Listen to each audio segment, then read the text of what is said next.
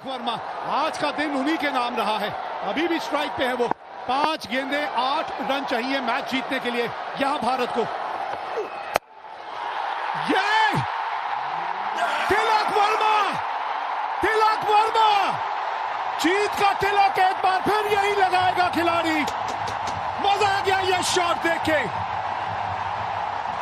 एक जमाना था जब विराट कोहली पाकिस्तान की तरह सामने शेर की तरह खड़े होते थे। ये विराट कोहली की तरह इनिंग है, ये चैंपियन प्लेयर की तरह इनिंग है। बस आराम से रिंकू सिंह को जीतता दिलाने दीजिए। विनिंग शॉट रिंकू सिंह के नाम है। पूरा टूर्नामेंट नहीं खेले, ये है किस्मत। ये बिल्कुल है, ये रब का प्लान है। 1 रन चाहिए भारत को, आप स्ट्राइक पे है, बना दीजिए रिंकू सिंह। ये लीजिए, जीत गई भारत आज एशिया कप।